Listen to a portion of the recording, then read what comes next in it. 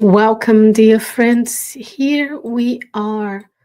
We are today in continuation with our series, Learning with Emmanuel.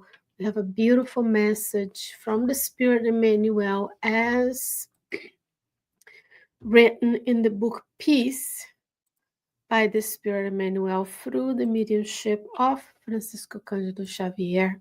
Today's message is titled Benevolence in Action. So today we'll learn about how to do the good in everyday life. Emmanuel will start this message by saying, use benevolence as much as you can, remembering that we are all in need of tolerance. So benevolence is the quality of being well-meaning or kind, big-hearted, goodness, goodwill, compassion, consideration. And he says we are all in need of tolerance. We are benevolent towards others so that others are benevolent or tolerant towards us, right? He says even when it comes to us, your companions in the spiritual realm, we are still engaged in a harsh struggle within ourselves, seeking the light of self-improvement. So even when we discarnate and we find ourselves in the spiritual realm, we will find what? We'll find that we still may have some struggles because we are all seeking self-improvement. That is the law of progress. So during this lifetime, we also seek self-improvement. We continue to be who we are in the spiritual realm. We do not become automatic. Pure spirits is a reincarnation by reincarnation, day by day, we improve a little bit to get to the point where we are with Jesus and like Jesus, as a superior spirit may be, right? What else does Emmanuel says? Don't we all feel today, this week is a great week to practice benevolence as we meet with our loved ones in Thanksgiving, right? Far from angelic condition, we all gather in the courtyard of spiritual needs, relying on one another's support and understanding, so we may find solutions to our own problems. So we are far from angels on earth. We are all working together to find solutions to the problems. That is not only the law of society, but also the law of reincarnation. When we reincarnate with certain spirits around us, when we form families, we are indebted to one another, we're working together, so we are looking to find solution to the problems we have. And more often than not, we find that the problems we have are universal. The problems you have, I might have, and vice versa, right, friends?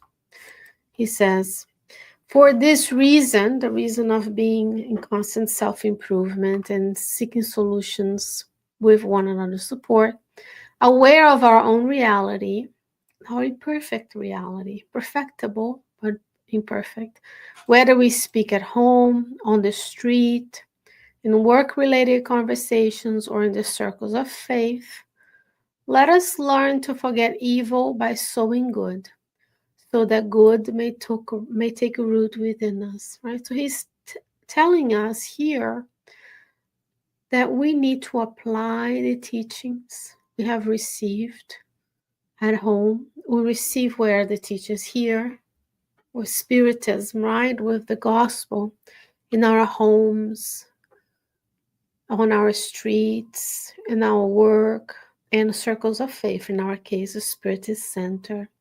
Learn to forget evil by doing the good. So how do you sow the good when others are doing evil, what we perceive as evil towards us?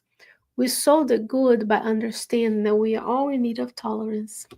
We are all children of God, imperfect, perfecting ourselves each and every day, so that the good may take root within us.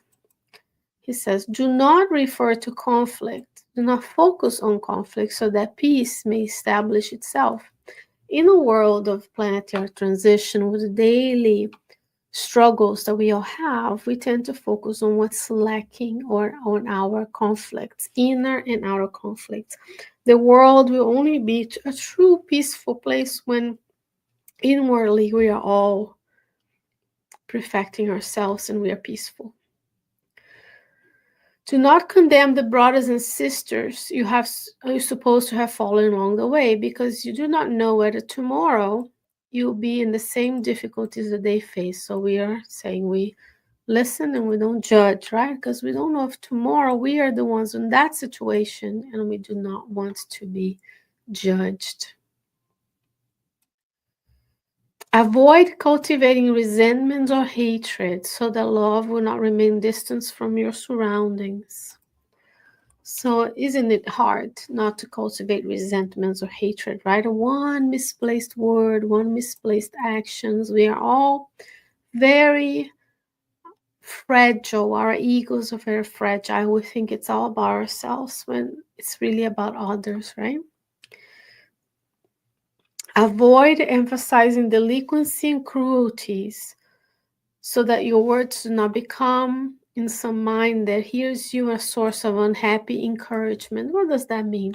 We do not emphasize the cruelty that others are doing, the fact that what is delinquency, right? Is when we don't follow what is lawful, right? It is crimes, right? It's minor infractions. What is a minor infractions? When I double park just because it's for a few minutes, but imagine if everybody double parked.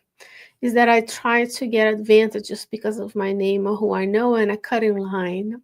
Or a person who parks at, I saw this the other day, a person who parks and takes up a disabled parking spot and they don't have a disabled placard, right? So that is minor infraction. So we don't emphasize it at all, because he says here, so that your words do not become in the mind of those who hear as a source of unhappy encouragement. So when we emphasize cruelty or the evil, others may see that as an opportunity to be encouraged on their unhappiness, right?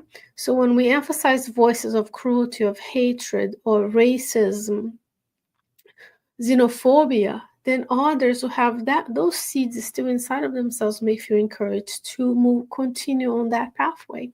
And we don't want to do that. Remember, we all have something to give to the world, and we are all models to one another. So the things that we do may be seen as others that we don't even know, we don't realize we're modeling for them. So we need to model the goodness that is inside all of us, this latent seed inside of all of us. He says, if you see brothers and sisters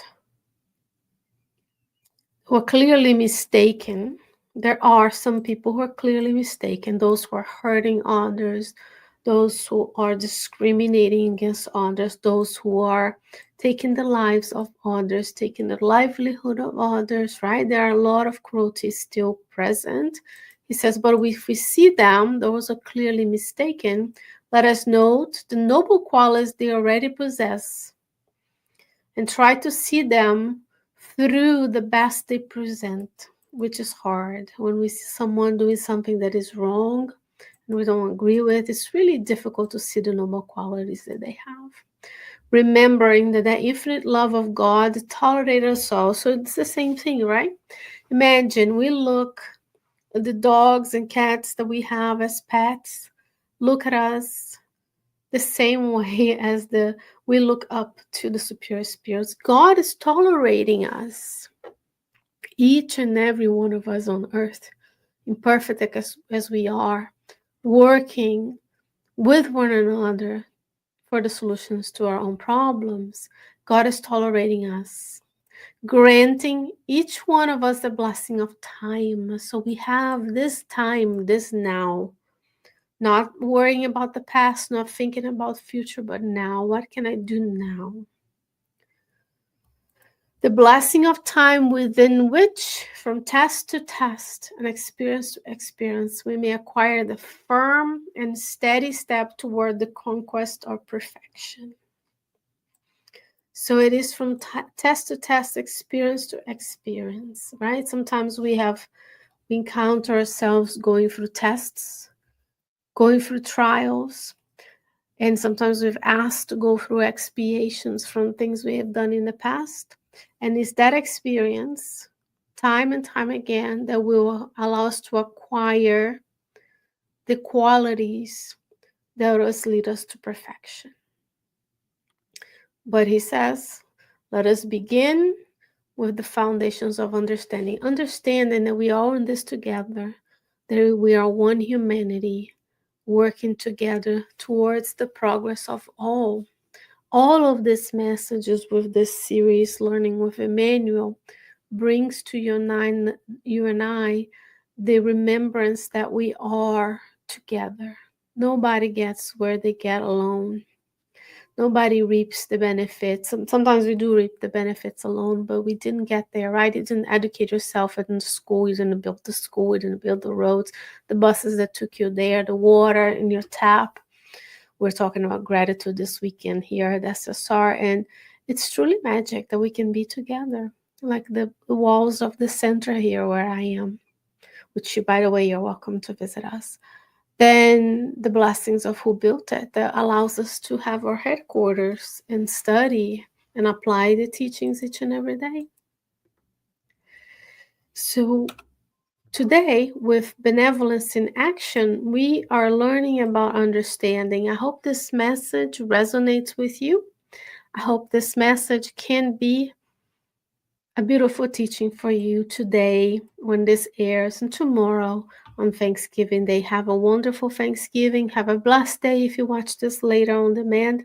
And I hope to be back with you with another Learning with Emmanuel series another time, God willing.